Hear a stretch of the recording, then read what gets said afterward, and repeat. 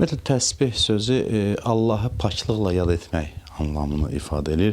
Subhanallah sözü, təsbih sözü eyni kökdəndir. Yəni Allah pak və nöqsansızdır. Bunu ifadə edir və zikirlərə bu ad verilir.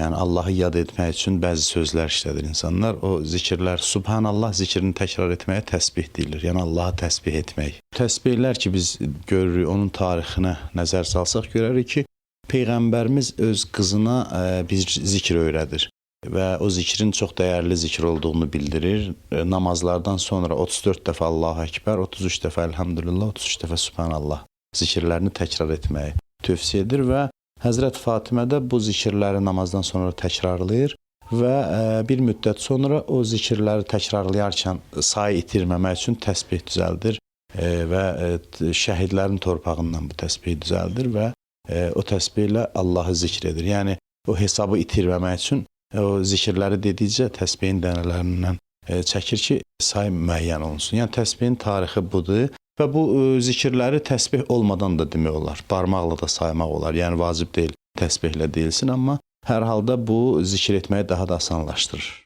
Ümumiyyətlə təsbihlə bəzən kənardan qeyri-etik görünən tərzdə davranırlar. Heç bunun dini yönü olmasa da təsbih elə bir tərzdə çevirirlər ki, bir qədər kənardan yaxşı təəssürat yaratmır, müsbət təəssürat yaratmır və bu ümumiyyətlə bir belə deyək, ədəbsizlik rəmzi kimi də qəbul edilib bəzən cəmiyyətdə. Bu əlbəttə hamıya aid deyil. Bəzən ağsaqqallar sırf təsbih çevirirlər. Bəzən də görürsən gənclər arasında o təsbihlə fərqli davranmanın da şahid oluruq. Amma hər halda təsbihin mənşəyi dinlə bağlı olub və Allahı zikr etməklə bağlı olub. İndi onu müəyyən başqa məqsədlər üçün də təsbihdən istifadə edirlərsə, bu yəqin ki, məsələnin mahiyyətini anlamamaqdandır. Yəni burada təbii ki, günah bir iş yoxdur. Hər halda ümumiyyətlə ədəblə davranmağı dinimiz tövsiyə edir və təsbihi də elə tərzdə çevirir ki, yəni bir, necə deyim, üzr istəyirəm, bir avara insan, bekar insan təəssüratı yaranır. Adətən bunun bir simvoluna çevrilmişdir təsbih. Yəni bir avara insan, bekar insanın obrazını yaratmaq üçün əlində təsbih, hətta bəzi tamaşalarda falan da bundan istifadə olunur. Zikrin belə bir xüsusiyyəti var ki, Quranda da qeyd olunur ki, həqiqətən qəlblər Allahı zikr etməklə, Allahı yad etməklə sakitləşir.